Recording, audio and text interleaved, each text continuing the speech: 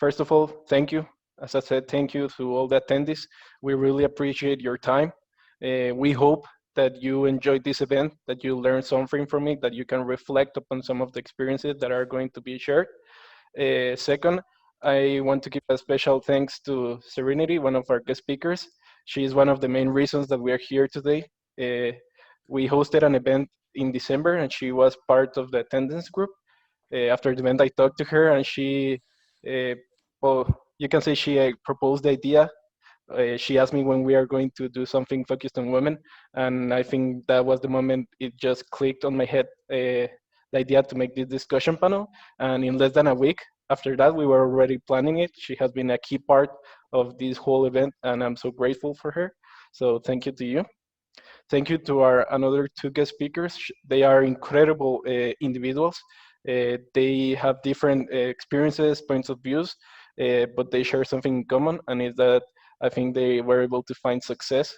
They have a really, really amazing profile, and I'm really excited that you are here. Thank you a lot for your time.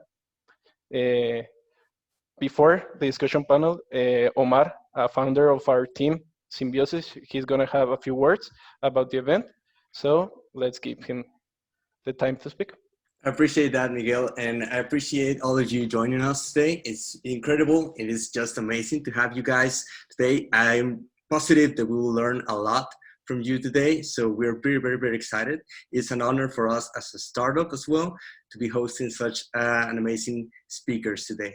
So I would like to just share what we do at Symbiosis. We are a marketplace for hiring software engineers from vetted dev shops across the Americas in different countries from Mexico, Argentina, Colombia, and Chile. And we are building this marketplace in order to facilitate how remote works today. So that's our main goal.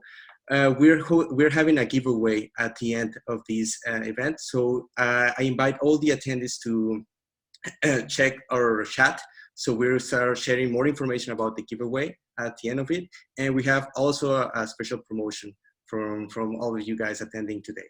So I'll leave you guys to start with this panel without any other information yet. And I hope that everything goes great today. Thank you very much. Thank you, Mar. So we at this Symbiosis team, we realized the importance of talking about these kind of topics. Over the past years, gender equality in the tech area has increased slowly but steadily. And with it, it has shown that regardless who you are and where you come from, you can achieve powerful things and work in an amazing environment that it is the tech industry. We strongly believe in the importance of promoting gender equality and being part of the solution. That is why we have invited these extraordinary women, these extraordinary leaders, in order to share their experiences on how they gain leadership and have been constantly innovating in this industry, and also to talk about the experiences they basically had to go through just for being women in this industry. I think that is really important. Also, each panelist has a unique innovation style, as well as their views on being a female leader. And so we are excited to hear you, and we are really happy to begin with this. This discussion panel is confirmed first by Serenity. Please, we would like us to hear about you. Hi, sorry. Hi, I'm Srinidhi. I am a software and electrical engineer. I work at a startup called Ivani, which is basically IoT solutions. I am also, my other job is also CTO of Embark Women, which is a nonprofit based in Texas for women in business and women in tech. It's a networking group so that women can find each other and support each other and learn from each other. And I'm very excited to be here. Thank you, Miguel. Thank you for being here, and thank you for being such an important part of the discussion panel. Our second guest speaker is Colleen. Hello. Yes, I am Colleen Watorik. I am a CTO. Basically, my husband calls me a CTO to go, but I'm a I'm a consultant. I work at currently I'm consulting for a forestry software company where I manage their basically their technology stack, all their developers, help set the business tone. In terms of tech, what tools, what processes do they need, this type of thing. My side gig is I do business consulting as well. So not just on the tech side, but I am also, I do work on the business side also. So that's me. I am based in Canada, actually. So I think we're quite a global team here. I'm based in Canada, in the west coast of Canada. So for me, it is just noon. Thank you for being here today. Yeah, and thank you so much. Yeah, thanks to Serenity for organizing all this, and thanks to you for organizing it and inviting me. I appreciate it. Thank to you. Our third speaker is Paige. Hi, I'm Paige Mikason. I also want to express my gratitude for being here. I'm really excited to be able to share some of my experiences. Currently, I am the head of the people team at Procurify. We make software for companies to manage their spend. And my background is in a lot of male-dominated spaces. I have like 7 years in the military and then 13 years in video games, doing mostly sort of on the project management side, but leading teams to make products is kind of where I've been most of my career. Most recently was Director of Engineering at Unbounce, and yeah, happy to be here. We're happy that you're here. So these are our guest speakers. As you can see, they come from different backgrounds, which we think is really important. That way we can explore different points of views. Today we're gonna be focusing on 4 main questions. We want to know about them as individuals. We care about them as individuals. They have shown to be amazing leaders.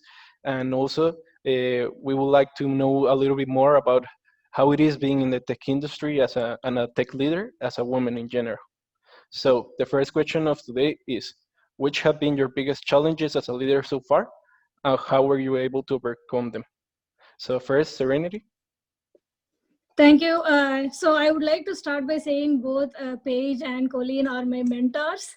So the biggest, for me, the biggest challenge was to find a mentor in the field, in the tech field. So in my company, we have like 4 women, and it is also male dominated. And sometimes when we are working, we need someone to look up to. You know, sometimes you need guidance, sometimes you need a cheerleader to go and talk to and learn from. And I couldn't find it in my company, therefore I started networking, and I met Paige and Colleen, which is why I'm very excited also, because they have been excellent mentors to me. But the biggest challenge I felt was to find a mentor in the tech field, because as a young engineer, I have like just 3 years experience in tech so far. But I needed someone to guide me, like talk to me through my imposter syndrome, talk to me through like what are the next steps I can do to develop myself in the career. And I'm so thankful I met Paige and Colleen. So that's excellent. Thank you so much for being here, guys. And Yeah, I wanted to ask you something about it. I see you founded Embark Women. I Mhm. think it was something that helped you towards finding a lot of more women to network with. But how was that? How was the process of the idea you had, and how were you able to actually make it into something? Oh, that's a good question. So, as after I graduated my degree in Texas, I was looking for a job, and I was thinking, oh, why is there no space? Where is the networking groups here to like go and talk to other women in tech and women in business? So I was talking to my friend about it, and she said, "Why, if there is no space, why don't we just create it?" And literally, we just spoke about it, and next day we started a group on Meetup, and we were like, what should we call it? Like, we are embarking on a journey, so let's call it Embark Women. And when we started it, we were expecting maybe 10 people, 20 people to show interest. But the first meeting, we had 50 women show up to show support, including like the ex-mayor of Tyler, who was the first female mayor in that city. And the amount of support made us continue, like encouraged us. Okay, there is a space for, there is necessity for this space, and people do want to talk to each other, share experiences, find a mentor, find a mentee. And from there it just grew. Now we have around 890 women in the group waiting to give back, mentoring, helping. posting jobs for women who are looking for it. We do like workshops targeted towards young and upcoming entrepreneurs for like brainstorming, idea writing, creating websites. So from there, it's just snowballed. I think it's when you see the need and you're not able to find the resource, you create the resource. So that's what we did. Yeah, I think it's really important to not feel alone, and that includes in your workplace. So it's amazing what you did. I'm really amused by it. So Thank thank you. you for that. And Thank now you. we're gonna go to Colleen. The same first question: which have been your biggest challenges as a leader, Yeah. and how are you able to overcome them? Sure, sure. So I have a quite a long tech career. I've been in the biz for about 20 years. And I have had a very unique, I now realize a unique experience in tech. My first job, I was a developer. I was a coded web apps way back in 2000. But at that company that I worked for, it was basically like an even 50-50 split with men and women on the dev team, and all the way from architecture to junior developers. So there was genuinely equal representation at that company. So that was a bit unique. I then moved on to a global oil and gas company where I was on a finance project, and in finance, there's more women than men. So I had another experience where there was a lot of, high-profile business women, doing their, being leaders, basically. So what really is key for me looking back is just how much representation matters in this picture, right? Because you need to know that this is a role to aspire to, because it can be very hard to sort of pull yourself up by your own bootstraps if you don't see somebody in a role for you. So kind of my biggest challenge personally was really breaking into the leadership position that I knew that I wanted to be in. I always knew I wanted to just rise to the highest ranks that I could in a company. I had these big goals for myself, and even now I still have goals for building my own company. But this was really my biggest challenge, was it kind of, I guess they kind of say it like breaking the glass ceiling and breaking into it.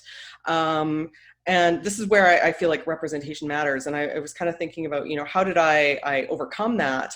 The way that my career has meandered, I found myself in a position where I was in a startup, which I have to say, mad props to you guys for being in a startup, because it's hard work. So that's awesome.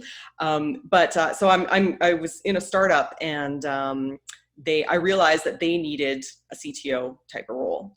So one day I pulled the owner aside and I said, "Hi, you need a CTO. And that's me. Surprise, it's me. Here's what we have to do. We have to do this, we have to do that, we have to do all these things. You need these types of people, this type of thing." So my tips for you on, if you have this goal for yourself where you want to be a leader, I would say you really need to use your voice and speak up, which can be very hard if no one's representing you in the higher tiers of a company.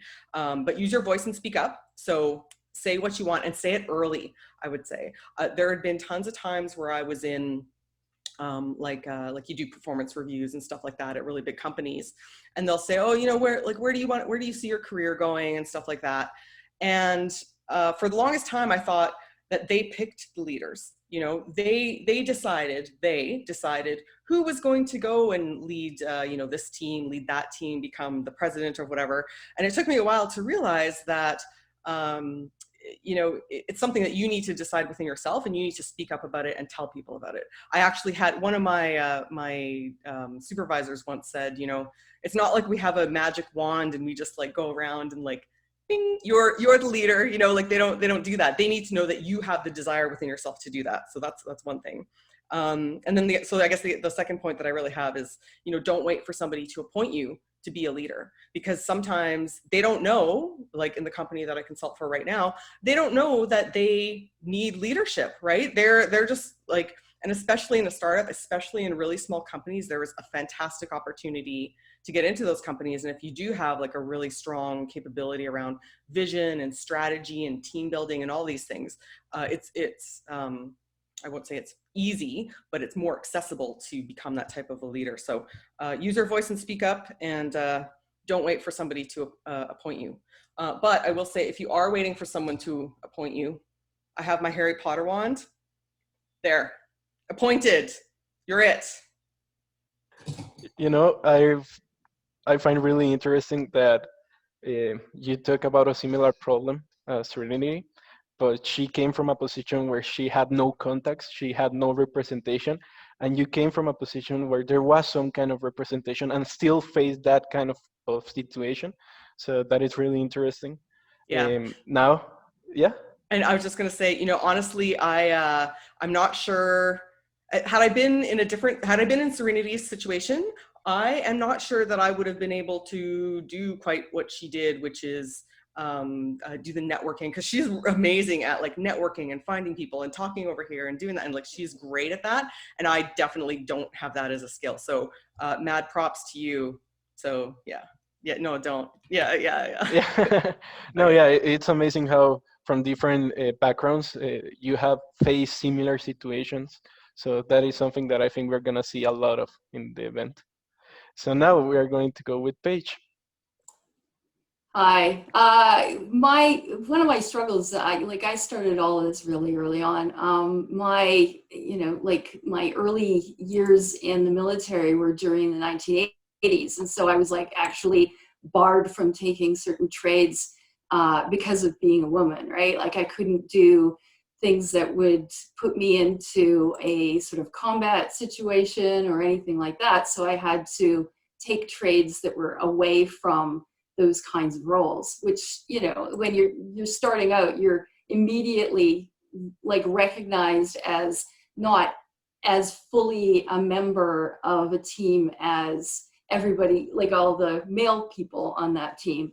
And, you know, when you get in that frame of mind, then you start to accept kind of like that's your spot, right? Like that's your role in life. And as I went through my career, you know, I went back and forth. You know, one of the big challenges of video games is you have to, like, the two realities is lots of overtime and lots of layoffs. Like the business model tends towards companies that churn their staff a lot. And having been through my 13 years in video games, I had 8 layoffs.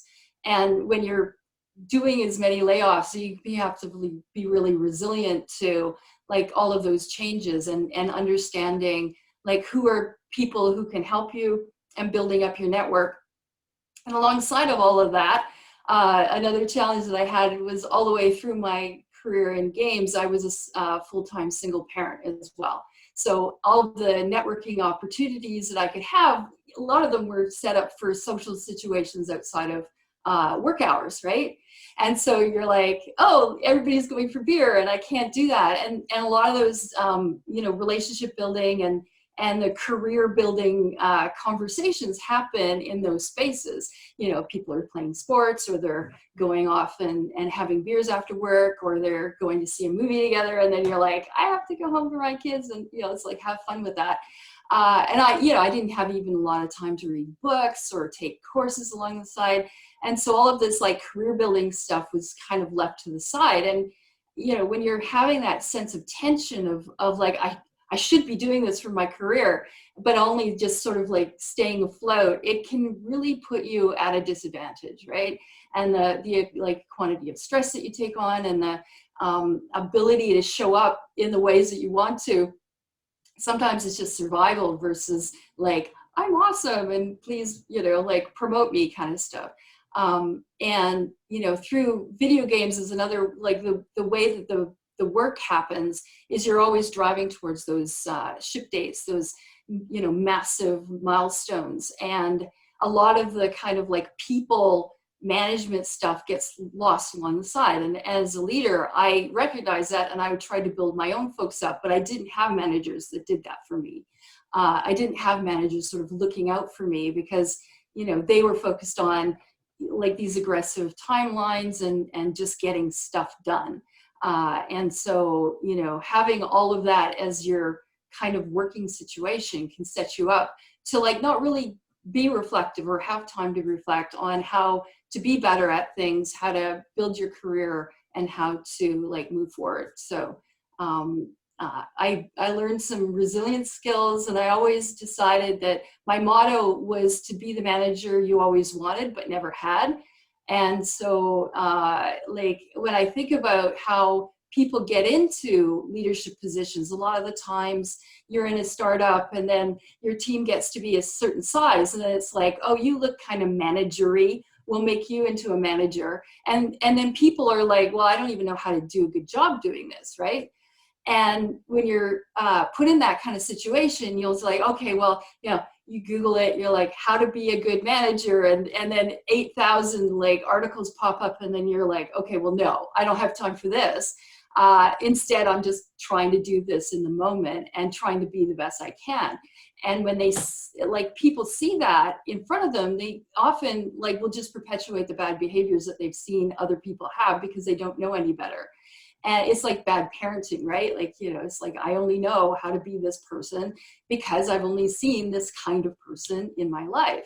And so when you've got all of this situation, I have a lot of compassion for people who create cultures accidentally that aren't very friendly to women, because they don't know any better, because you've got like a huge team full of men who just don't get it. Like they just don't see the opportunities to really move the needle on making like work situations more amenable to women folk. So yeah, that.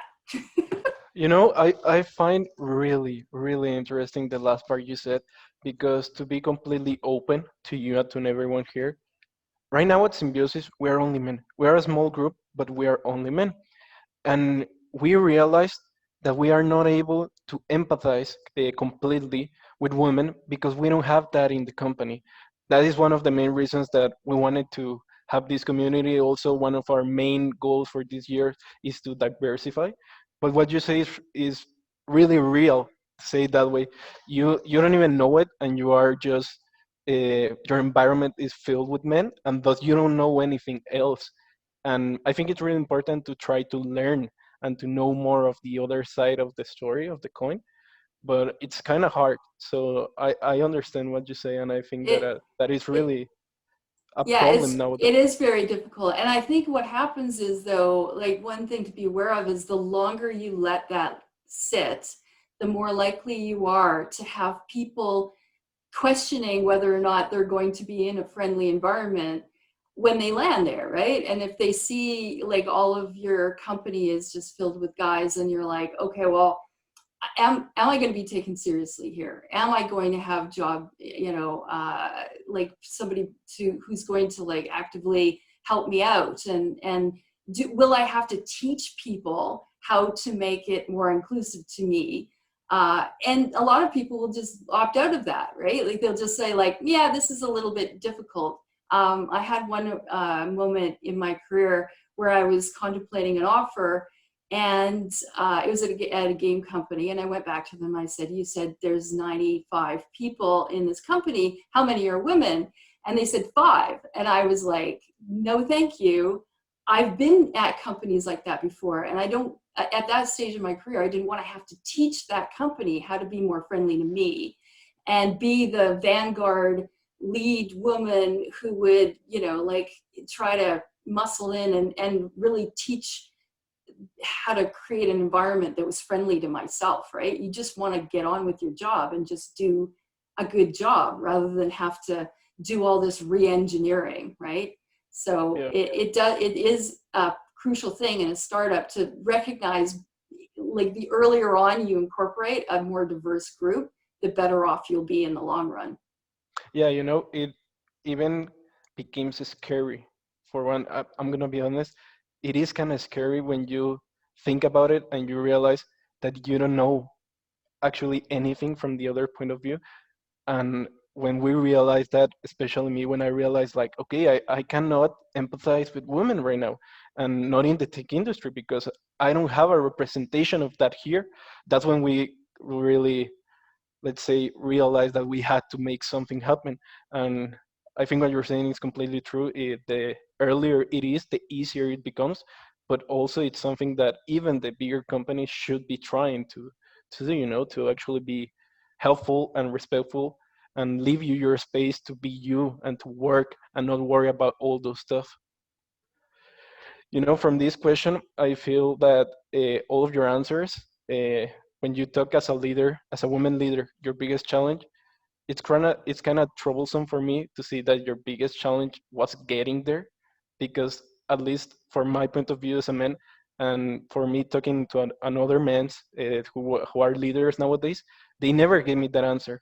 So that all of you three gave me an answer, and that the one of the biggest challenges was getting to that position. That really makes me think that there's something that we need to change, and not only women but also men, that we need to actually make something to change that. But yeah, now going to the second question. The second question is, which has been your biggest failure and what did you learn from it? After all, failure, I think it will happen to every one of us, and learning from it is one of the most important things. So, following the same order, Serenity.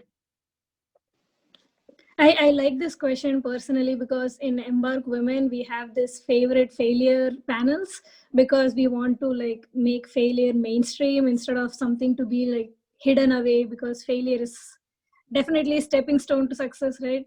And like I am saying all of this, but it is because of the constant mentoring of these two incredible women, because I was so afraid, like to share failures in like literally 6 months ago.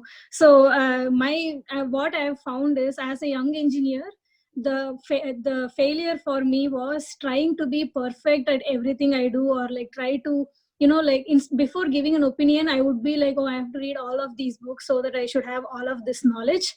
And I should not be caught slipping, like, oh god, if they ask me a question, I should know the answer.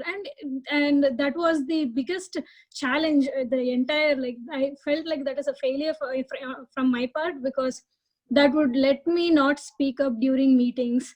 That would also be like, oh, the other people are PhDs and I just have a master's, therefore I have to, like, they know more than me, therefore I need to be as informed as these people and then speak up. So I've missed like a lot of opportunities speaking up because of that point. And how I'm overcoming it is literally just like talking to people, networking, and accepting that it is okay to not know everything. Like literally you're here to learn, and you're here, no one's gonna judge you when you don't know anything. Like you are asking a honest question, and sometimes other people are also trying to ask the question but they don't voice it out, and when you ask, you are also educating the rest of the team, and like getting more information out and making it more better communication happen in your team.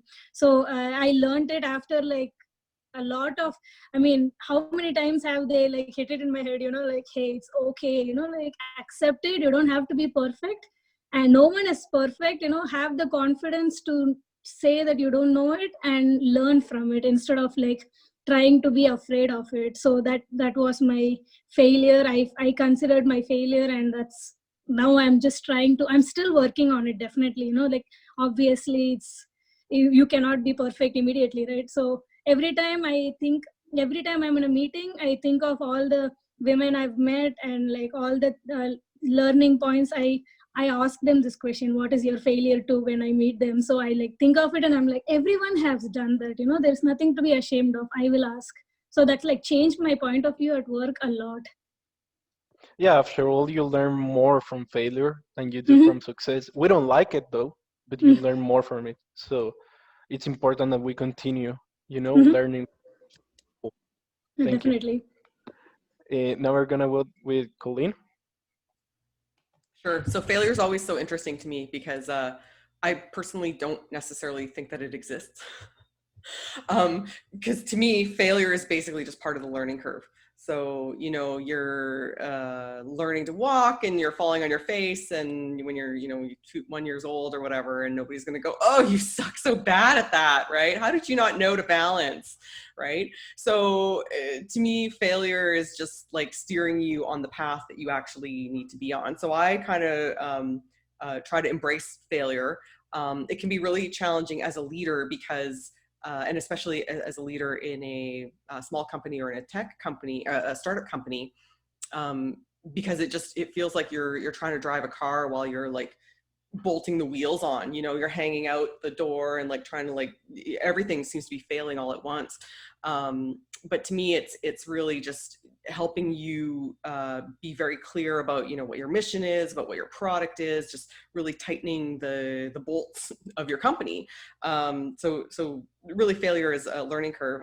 If you want to talk about my biggest failure, I could tell you that it is probably when I dropped out of university. I was in bioscience for 2 years in university, and I sucked at it. I hated it. Organic chemistry was terrible, and I was really bad at it. And I decided after 2 years that I was going to quit and take a year off and figure things out on my own. And what I didn't realize is that I was actually on academic probation, so they were going to kick me out, but instead I quit before they could kick me out. So haha, on you, university. But it was perfect because then I took a year off, I figured some things out, and I realized, like, this was back in 95.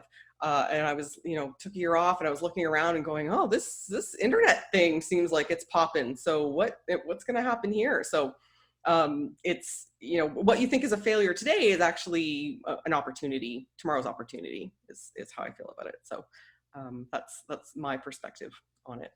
Thanks a lot. Paige? So I think to echo Colleen, like, I don't like to frame things as failures so much as like learning opportunities. So I'm looking at, you know, what was the biggest learning that came was really through a course of many different situations. And I think about like how many opportunities I could have like capitalized on had I realized it earlier. But when I think about, when I started my career, I thought that my managers and my leaders were just leveled up versions of myself. So the ideas of, like, you know, if you think about like a game concept, that you're a character and then your boss is just, you know, like level 30 version of you or level 50 version of you, and they have the exact same kind of skill set as you do. And in that assumption I was like, oh, well, of course they, you know, see all these options that I see. And, you know, of course they see the same things that I see. And obviously that was wrong.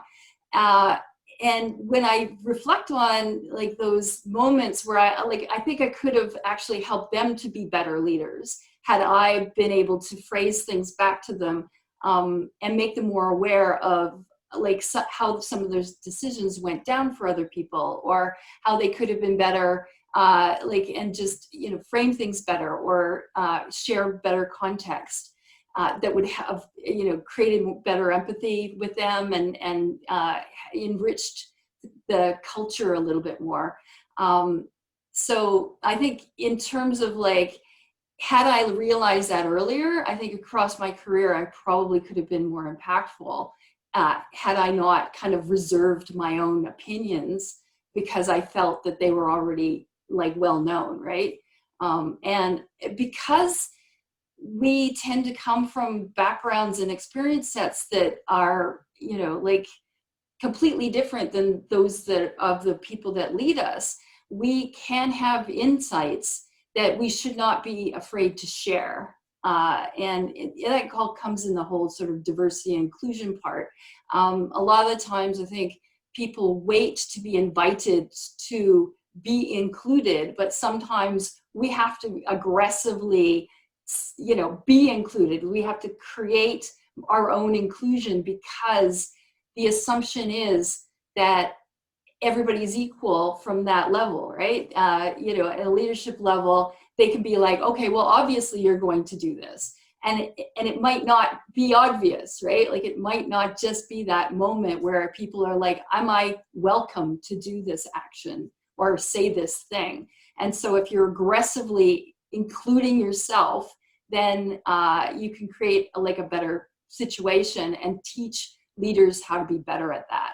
And I, you know, as you think about, like, Miguel, you mentioned this, it's like, as men, like, you have a lot of control, you've got a lot of power in the decision making. You are like inviting people into the company, at which point, you know, it's like being open to finding out if it's good for them, and asking people, like being aggressively inclusive and being, you know, like definite about it and saying, we want you to feel included. Tell us when you're not, right? Rather than just assuming it's going to happen because of goodwill.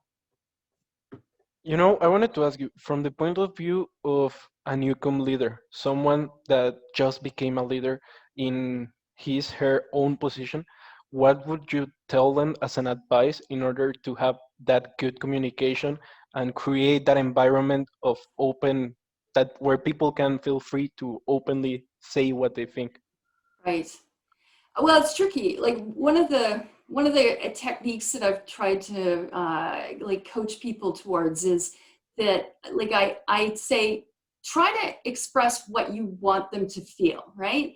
So you can see in front of you, like, okay, well, I want you to feel included, and I want you to be like at your best, and I want you to feel like you are part of our group and able to express everything that you feel you need to. And then I'm open to feedback whenever that doesn't happen, right? Because you're going to step in things, and you're going to be like welcoming some kind of tricky conversations if you allow people the space to have them. But if you, as I said before, like if you're just assuming that they're just going to happen because you want them to happen, they're not necessarily going to happen. And, you know, people who have been excluded from spaces, or they feel that they've been marginalized, will like tend to fail over into their own imposter syndrome, which is really like, I don't belong here, right? And when you're like aggressively welcoming somebody into a space, that could be, you know, and if you're in a remote situation, it's like, what Zoom meetings are you being invited to? What like private Slack channels are you in? And, you know, how are you being communicated with, right? And not to assume that you'll just kind of know things, or that things are going to happen around you. Like just being aware of like all of those crackly moments between people, that like, how do you build more goodwill there, and actively understand how to improve the situation on a like iterative basis, right? And asking for feedback is really important in that. Thank you a lot for that. I hope many people find that useful. At least I can say I find that really useful, that advice. So thanks a lot for the insight. Now we're gonna move to the third question. This is a more personal question. Basically, we want to know you as individuals, what inspires you in your work life, and how do you define your own success? Serenity? Okay. This I sat down to think about this, because, you know, like, it's so interesting currently, especially with this pandemic, you know, like being cooped up, sometimes you lose motivation. So one thing I realized for me personally is just talking to, I'm saying networking a lot, because for me it is, I really do like it, and I really do find it inspiring that other women in tech have come up battling so many more stuff than I have. You know, that inspires me, because I'm like, okay, I haven't gone through their experiences and how they have hit a roadblock, what they learned from it, and then how they had the courage to move on, you know, being the only women in a male dominated society. Sometimes, you know, you'll have like in the team, they'll be the only women, and they're still like very strong, and they speak up, and that inspires me, and that makes me think, hey, I can also be like that. So that's one of the things that inspires me. And just, you know, just keeping up with self motivation, I try to take it one day at a time. Sometimes I just wake up and I'm like, well, I'm awake, might as well do the stuff I want to do. You know, like, what's the worst that could happen? Like, just push through. Sometimes, like, you obviously, not everyone will have the same level of motivation every day, right? Like, if that is true, man, I would be so happy. But it's sometimes you have like times of sometimes you're just like, what is going on? So that time I just like push through, and I just think, oh man, I was able to survive that, then I can survive anything, kind of a thing. So Thank you a lot for that. Colleen? Sure. Yeah. So what inspires me at work? The one thing that I really genuinely enjoy, which might sound a bit, I guess maybe callous or awkward, as because we're talking about people, but I really enjoy building companies, but the kind of the right kinds of companies, not like a Uber type of company where, you know, if you read about how they operated, just that kind of culture came out of that. But I really, what inspires me is, I'll put it like that, business building. So which pieces fit with what other pieces, what groups do you need to accomplish these common goals? What are the common goals? What's the vision? What's the strategy? This is the stuff that just like lights my fire. And I'm the weirdo that like, I read business books like on the weekend, and I'm always like texting my CEO, oh, look at this paragraph I read. She's just like, is this like your hobby? And I'm like, yeah, sure. Right. So this is like what truly inspires me is just, that this organization, and honestly creating something out of nothing is just sparks me right up. Success for me is really just waking up and enjoying what I have on my agenda. And sometimes it's not so great because, you know, like I was saying earlier, like sort of failure things happen at work. And it seems like there's always stress and drama, and you know, somebody has a problem with this, or customer has a problem with that. The app is failing or whatever. But I genuinely enjoy the challenges of it. And that is what is, you know, success for me is basically just that. You wake up and you're like, yay, another day. But to Srinity's point, some days you're just like, ugh, another day. And that's okay too. Yeah, thank you. Paige? Well, Needy knows this. One of the things that really inspire me is just chatting with people and coaching. And, you know, when I get into a situation where I can share some of my experiences or some of my insights and help kind of people unpack, you know, options then and deal with some of their situations, I see the spark, and sometimes I see them like nodding away, and that's, I just find that endlessly exciting. I would rather somebody like learn from my experience than having to go through all of the things that I had to learn for the many years that I had to learn them. And if they can like get inspiration from me, I'll like, you know, find that extremely exciting and just be able to give back in that way. And it's a wonderful dynamic to be able to share those experiences and see where people start to like get some traction on their own problems and their own situations. And that's, yeah, I find that really cool. Thank you. I think that inspiration and how each one defines success is very personal, but at the end of the day, something that we all should have is to go to sleep happy about who we are. It doesn't matter where inspiration comes from. As we can see, it can come in many ways and forms. So the important thing is that even in those days that someone feels bad, because we all have those days, sometimes we feel that that is how every day goes for us, but really that means that we need to find another source of inspiration or to redefine our own success. So thank you a lot for sharing that with us. Now we are going to go to the last question, that is, what impact do you want to leave as a professional in the tech industry? For this, you as leaders are in a position of actually leaving something behind in the companies that you are and the communities you are part of, because many people look up to you.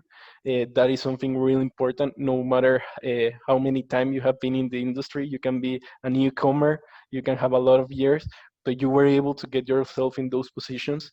So we really want to know, what do you want to leave? What would you like to be your grain of sand in this tech industry? No, Serenity? So there are like so many things, you know, and as someone who's very new, I wish someone had told me when I started that it's okay to not like some aspects of your job. And, you know, like it's the same thing, you know, like it's okay to love what you're doing, and still, like, you know, sometimes I'm like, ugh, coding.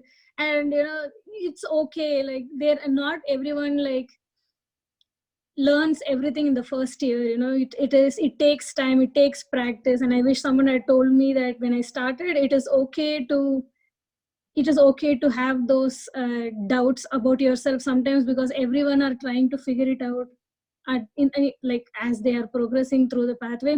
And an impact I would like to leave is just like something I learned from like my mentors here is like, it is okay to like ask for help. You know, it is okay to reach across the aisle and just like, hey, I think I need help. And I, because you need a support of cheerleaders to motivate you. You know, not everyone can, you can't do everything alone. There should be like a board of directors cheering you, you know, your personal board.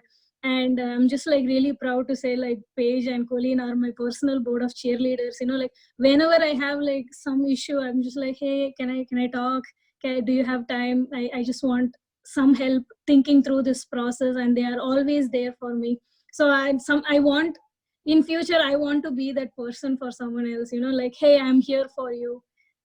Let's talk this out, and maybe we can figure this out together. So Thank you. And trust me, I don't know, I think you haven't realized it, but you are already that kind of individual. So I think you're in a good way. Thank you. Colleen? Yeah, so that's a big question, basically, like what do I want to leave behind? What legacy do I want to leave behind in tech? I don't know, the generic, the world a little bit better than how I entered it. I don't know. I definitely try to educate those that I work with, about, you know, gender roles in technology. I do manage a team of, let's see, 6 developers in different projects, different coordination of projects. So it's a small team, but I don't necessarily bash them over the head with, you got as a woman in tech, blah, blah. Like I'm not like that to them. It is my expectation that they treat me in a certain way, and it is up to them to rise up to it.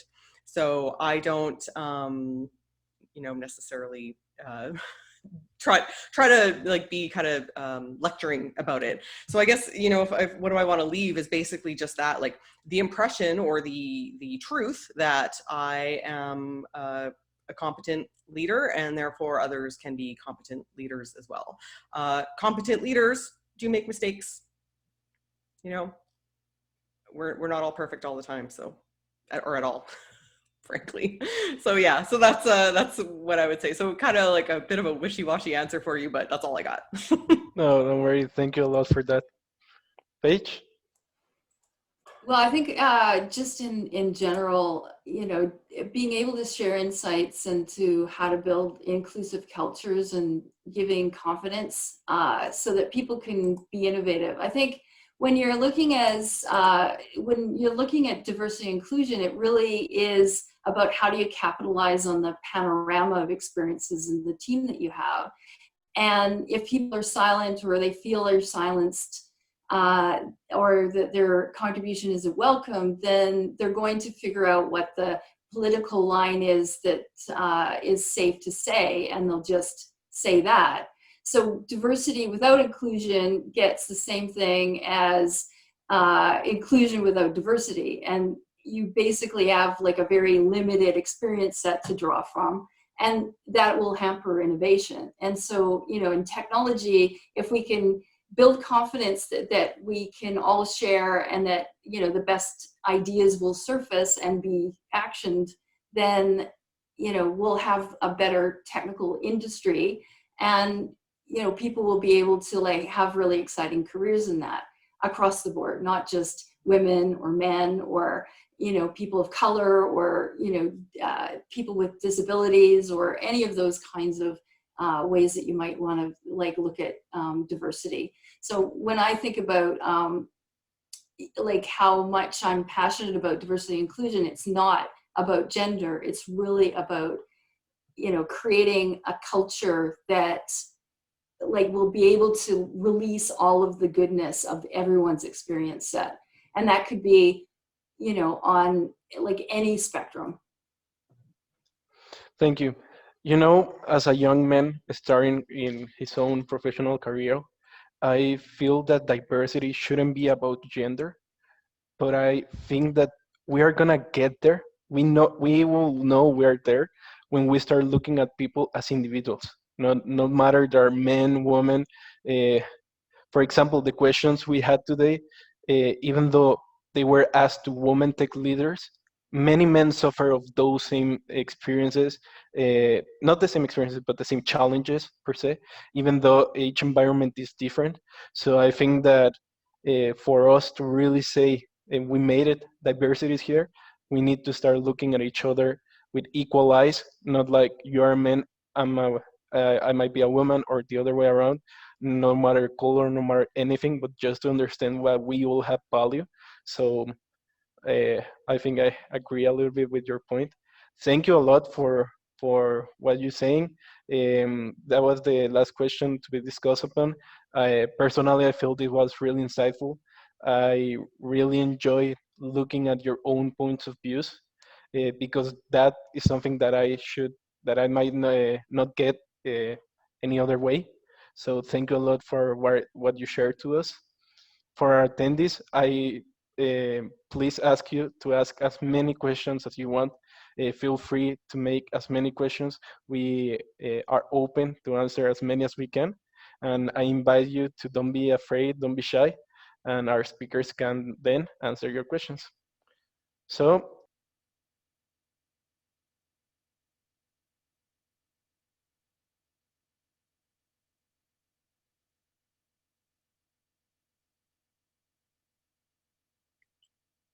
You're Miguel, muted. yeah, you're on mute, Miguel.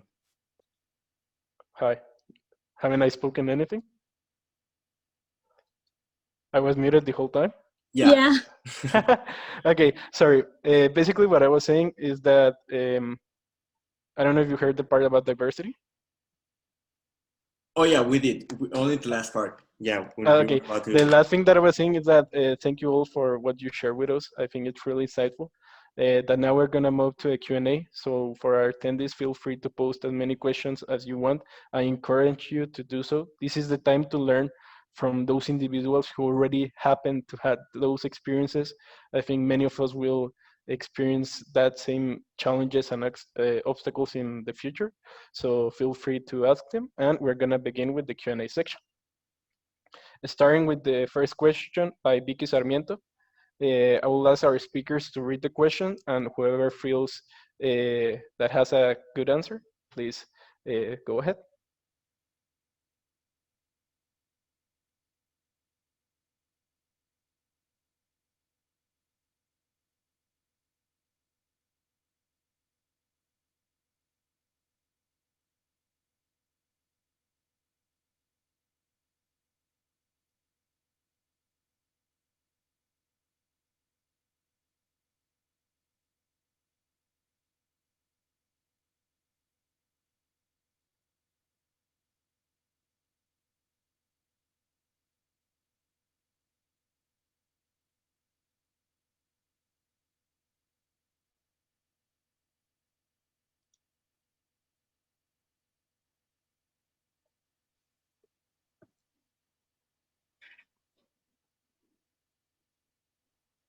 Wait, is Vicky still here? Well, so like a starting engineer, I would like to answer this question. Vicky had asked, how do you know if you're being compensated fairly?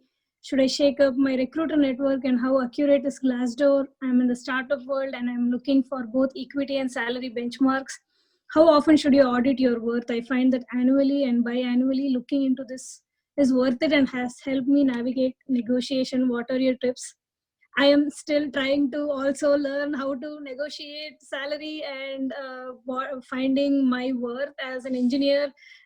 Also, I'm doing a lot of research on so the salary is also based on region and the position. So I'm trying to do as much research as I can. If I'm applying for a job, like in that position for that um, region, what the base salary is, and with my experience how much I can negotiate with. And also I would I also talk to people to ask, like, is this a good salary to ask? And sometimes they're like, just go for it. What's the worst that can happen? They're gonna say no. Then you know like where the company stands with regards to your experience and where they stand in with you. So that's like from a upcoming engineer, like still learning to negotiate. That's my thoughts. Thank you. What, yeah, one Sorry? of the things, just to answer on with that question, one of the things that I had a lot of job interviews, and you'd have a recruiter saying like, what are your salary expectations? And I've learned to ask up front, what is the salary range for the position? So that you kind of like immediately get their sense of that rather than, having it flipped, and you feel more in control that way. You can sort of get yourself into a headspace where you're like understanding your value in their range, versus feeling like you have to come up with the number yourself. And then you can balance your own, like work life kind of stuff, and the needs that you have, and whether or not it's up, if there's like some stock options that are involved, or those kinds of different ways of slicing compensation. But yeah, asking up front is really important. And in California, there's a law that says that they have to tell you the range if you ask for that. Thank you for that. Before moving to the next question, I would like to answer to Lynn Green. For this event, we never thought about Black women. It wasn't something we decided deliberately, but I think it's a really good, uh, basically another thing that we should explore. So thank you for the question. I think it's really important to, when we talk about diversity, to invite a group as diverse as possible. So thank you for that.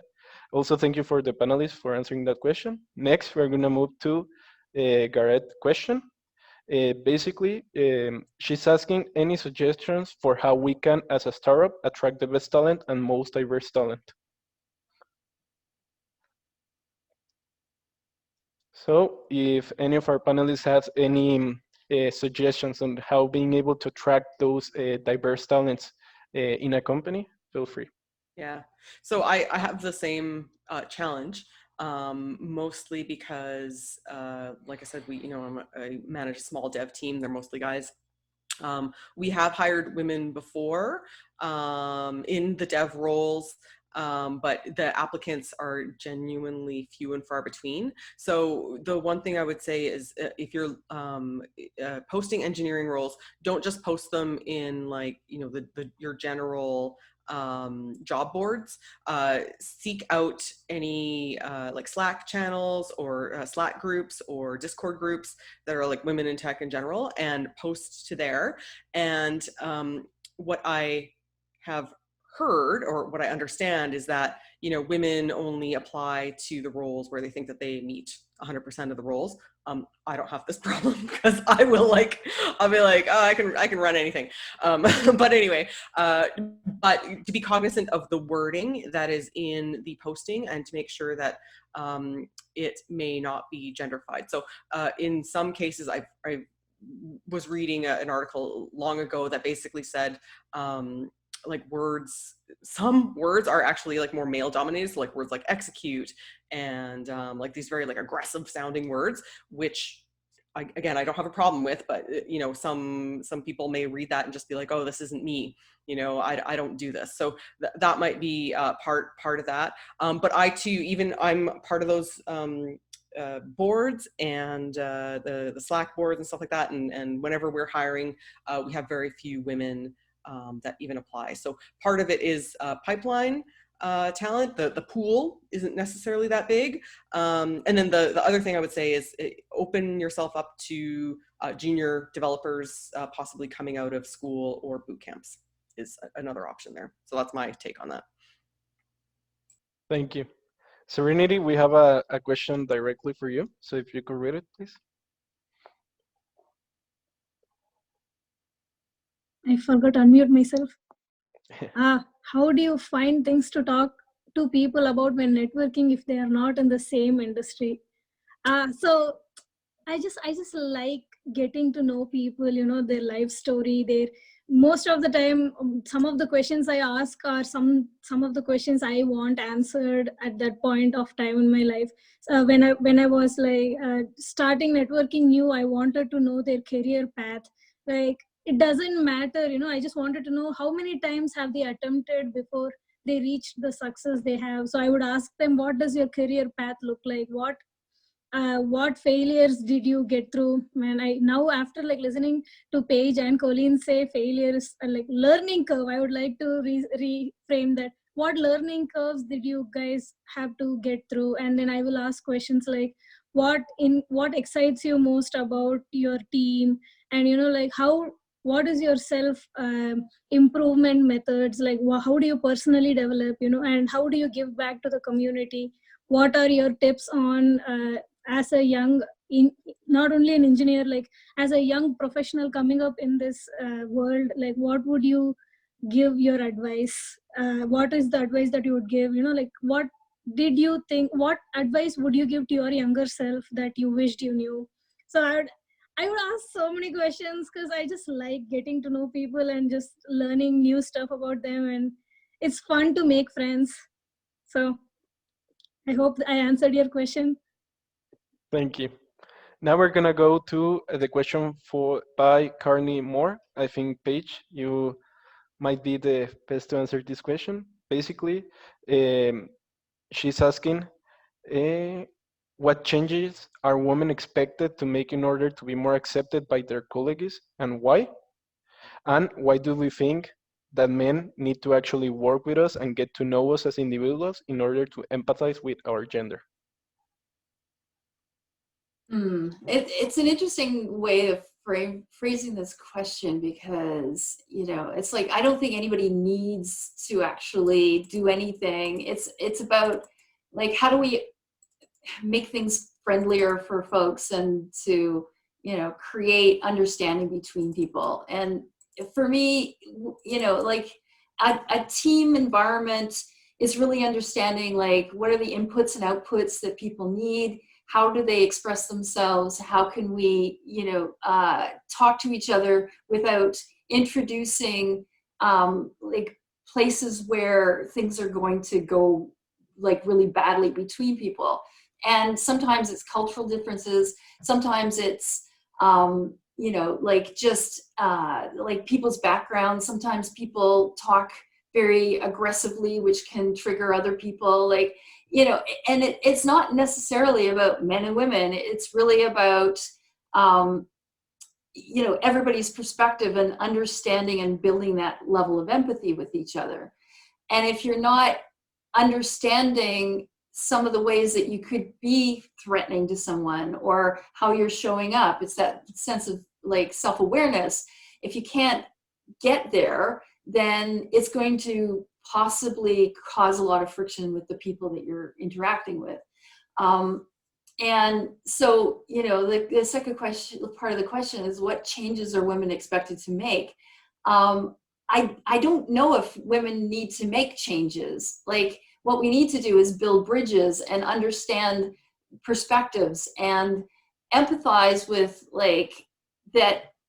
I mean, like, I have a lot of compassion for men who haven't necessarily been introduced to the ideas of that everything isn't necessarily equal, right? Like, it's trying to figure, like, how do you express that possibly that they've had certain advantages because of their gender or because of their race, or, you know, without feeling like they should feel bad about that, right? Like, it's understanding what privilege looks like and how it shows up in the workplace, and then also just trying to get advocates to empathize with that and to, you know, move the needle somewhere, right? Like, it's always about improving and getting better. And if people aren't alongside you and want to have the same objective of making a safe, like, nurturing workplace, then you're probably going to find it's going to be frustrating, and that you might not want to be in a culture that's not supportive like that, right? for me, it's really just that understanding layer. And can you improve the understanding between people and not assume that they know how you think just because they're there, right? Because we all think a little bit differently. Thank you. I think for the next question, you can all answer this. This is really good. But we can start with Colleen. The question that what excites you most about the future of tech? Sure. I also wanted to address, there was a random question that I spied in the chat window, not in the Q&A window, just from a Desiree Fox. And I don't think she's on the panel anymore, but if any of you know her, tell her to reach out to me because I have some ideas for her on how she can get the results that she wants. So she's basically saying she's a key member of her leadership team for a company that she owns. Her male engineers have a clear frustration with her authority. How does she build trust, but then enforce, but balance that with enforcement? So I've got ideas for her if she wants to reach out to me. Let me know. What excites me most about the future of tech is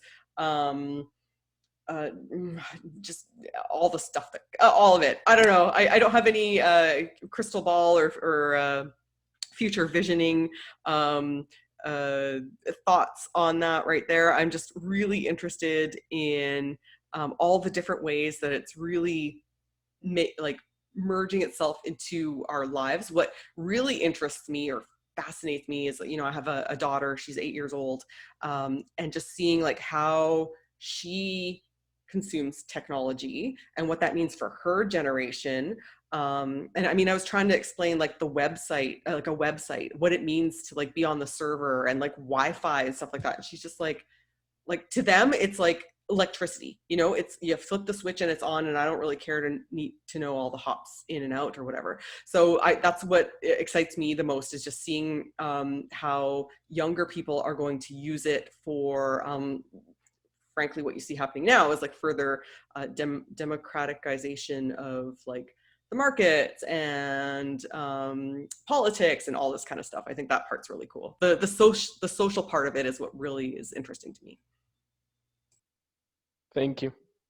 If any other of our panelists would like to answer that question, go ahead. If not, we can move to the next one. No, I have like what I'm excited about is how like the world is recognizing that women in tech are like a very big resource that people haven't tapped into, and it's still growing. And I'm very excited for like a lot of women to be in the Fortune 500 CEOs, owning a lot of businesses, and just like having more diversity in the workforce, because I think the change is coming and it's exciting to see. Thank you a lot. Now we're gonna move to the next question by Iona Nicolait. While we answer this question, I encourage our speakers to read Leila's question because it's a little long. But that way, while someone is answering the question by Iona, you can read the other one. So Iona's question is, are there any times where being a woman in tech has been an advantage to you?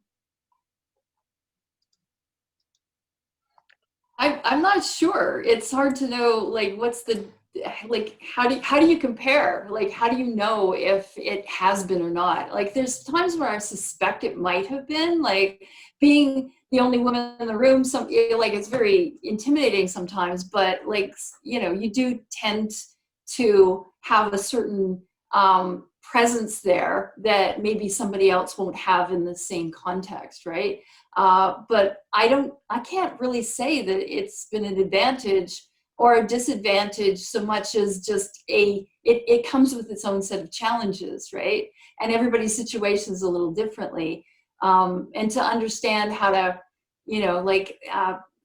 be resilient to whatever those challenges are is where my head goes, versus thinking of advantages and disadvantages, because then that just feels like so much out of your control, right? You can't like control however other people perceive you or how they treat you. You can build awareness about what the impact it has on you, but it's really difficult to know, had you been a man, if it would have been different if you've never had that experience, right?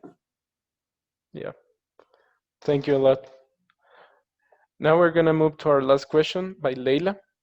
I will ask one of our speakers if you could read it out loud. Serenity.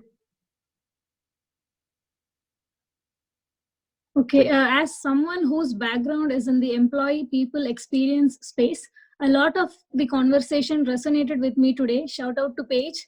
So thank you all. My question pertains a bit to what was brought up earlier by Srinidhi, Rasmi, regarding finding / having a mentor. As someone who is mid-senior level in their career and looking to transition officially into the tech gaming space, it seems as if it is even more challenging to find a mentor at this career stage rather than entry / early career, and network in what seems oftentimes to be a very insular environment. What do you think is the best approach to developing those relationships and or finding a mentor? Says gaming, so I'm just like, hey Paige, you. Yeah, in the gaming space, it's good to go and try to go to meetups. You know, those are always good places to have smaller groups. And then you can start to figure out if there's somebody there that you connect with. Because I think that that's an important part of sort of like the mentorship layer. One of the things that, you know, I think women get a lot sort of stuck in this whole idea of mentorship where we should be like also aware of the idea of sponsorship. So sponsorship is basically finding somebody who has the power to open opportunities for you versus I can talk to you about your, you know, challenges and difficulties and give you tips, which is sort of like a mentor coach. A sponsor will really be able to like actively help you get those next opportunities, right?